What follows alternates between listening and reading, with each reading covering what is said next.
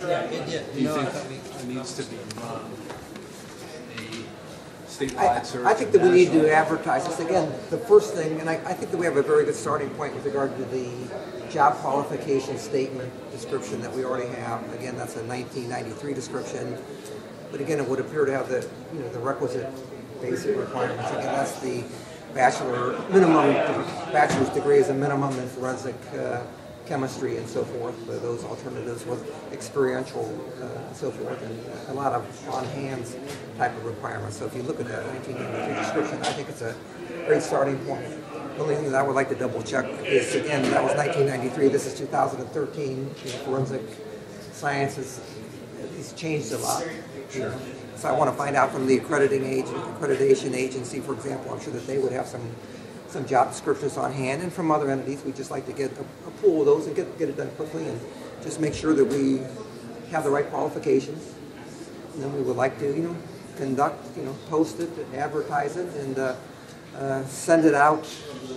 I think what we always do at the county, what we try to do, and find if there's a trade journal associated with this, advertise it in the trade journal so that people, larger than just people in Scog County can see it, post it on the internet, and find any and all other available sources to get it out to people in that industry so that we can seek as large a field as possible. Have you had any conversations with Bob Budgate about the job? You had mentioned him as a possible interim director. I cannot tell a lie, and I never do tell a lie. That I was close to getting this back in time. No, I have had a conversation with Bob Budgate. And the bottom line is, and I think that we all understand it, there are legal impediments at this time because of ongoing litigation associated with his termination and his trying to get his job back and so forth, that keeps him from being the right guy for this job right now. This is not to say that Bob Budgate, and I think certainly Marty and I, who have been around a long time, hold him in the highest esteem with regard to his qualifications and the jobs that he did at the crime lab. I mean, we had a A1 rated crime lab when he was the director. And there's nothing that I think, once these other matters are resolved, and hopefully they're going to get resolved, that would prevent Bob from being an applicant for this job. As you see in my first set of comments, by the way, I made a recommendation that Bob Budgate be considered as the interim appointment because I think he's a guy that could bring instant credibility. You saw the chief from Marlboro and one of the township trustees. I mean, they're the ones that pulled the paperwork from the crime lab because of their concerns over the other interim hire. They've expressed to me they're very appreciative of the outcome of today's meeting. Michelle Foster fits the bill, satisfied them, and I think that they were probably the highest and the most critical subdivision with regard to what has occurred. I think the other entities that were concerned also are going to be satisfied by the quality of this interim appointment. We just have to hope right now, and we keep our fingers crossed, that Michelle will in fact take the job. It is a lot of responsibility for her to jump from what she's doing to what she has.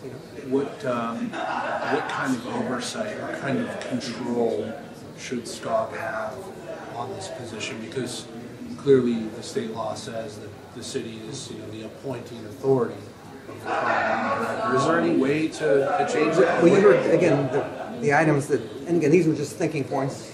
We haven't had a lot of time to work through thinking points. But these were thinking points that I had. Marty raised some with me as well as the areas that we need to consider given what has happened. I think that there are means of looking at the crime lab. You heard as a Scog function, and when I say that as a Scog function, perhaps independent of Canton. We may be able to do it contractually. Scog presently doesn't have any employees. We pay Don Archer, who's not really an employee, he's essentially a consultant. We have a contract with John, but he's paid through the county. Yeah, and we have Joe Concato, who's also a consultant. Both of them are not paid directly, so we have no payroll department or HR department or anything of that nature. And I think that there's some question in the back of my mind, and we'll have to get through some research as to what authority a COG has to employ people or not. I think that there are some issues with regard to that. We had that discussion several years ago, and we're still So it's a subject of Still looking legal through that. research, but one thing that came out of today's meeting, and you witnessed it, was the mayor's promise that he will provide full cooperation with us on all of these issues. You also heard him recognize the fact, and as Randy indicated, it is a countywide function at this time. It's not a city of Canton function anymore. Scog funds it. The city of Canton only funds 30 to 33%, and the other entities fund the other shares 7%. Scog already owns 95% of the equipment, so it's a situation certain that is ripe for some kind of change in control and so forth to get it where we think it should be. Certainly, you've seen the commitment, and you're seeing how it's working today, and that is the commitment that this next immediate hiring is going to be done as a collaborative effort.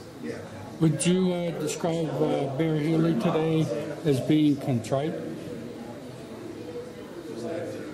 I don't know if I would use the word contrite or not, but he expressed. I think that was a heartfelt, apologize. I have no problem using the word contrite. Apology, I think he felt bad about what had happened. Apology to us. I think that he was sincere in his statement to us today.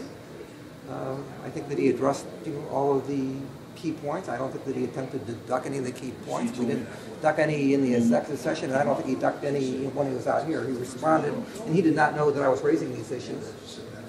And I think they responded to each and every one of them, and I think they responded in a very positive manner that indicates the city of Canton wants to cooperate. I think they want the crime lab, to be first rate.